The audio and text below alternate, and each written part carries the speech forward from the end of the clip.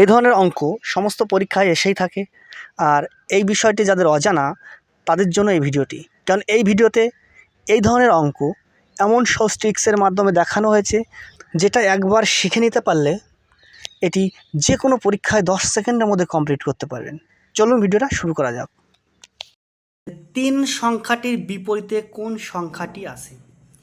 আর দুটো ডাইস বা লুডুর ছক্কা থাকে, তাহলে একটা সাধারণ জিনিস আমাদেরকে মনে রাখতে হবে, সেটি হলো এই দুটো ডাইসের মধ্যে কমন সংখ্যা কোনটি আছে। দেখুন এখানে কমন সংখ্যা আছে 5, দেখুন এখানেও 5 আছে, এখানেও 5 আছে। আমাদের প্রথম কাজ হবে এই কমন সংখ্যাটিকে লেখা।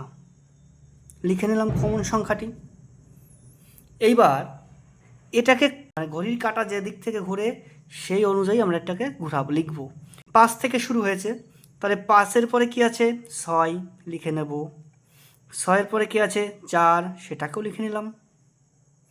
এইদিকে কমন সংখ্যা আছে 5, তাহলে এর পরে কি আছে 3, এটাকে নিচে লিখে নেব। এই 3-এর পরে কি আছে 1, এটাকে নিচে লিখে নেব।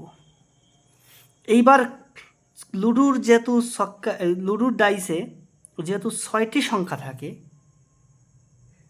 তাহলে সেই সংখ্যাগুলোর মধ্যে দেখুন বাদ গিয়েছে কোনটা, 1 আছে, 3 আছে, 4 আছে, 5 আছে, 6 আছে, 2 নেই, তাহলে এই গ্যাপ যেখানে আছে এখানে 2 হবে।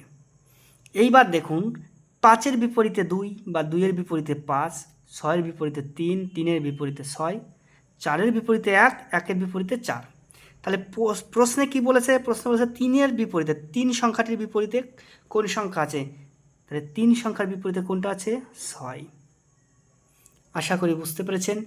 এই ধরনের আরও ট্রিক্স অনুযায়ী ভিডিও পেতে চ্যানেলটি সাবস্ক্রাইব করে সঙ্গে থাকবেন এবং বন্ধুদের মধ্যে শেয়ার করবেন। ধন্যবাদ।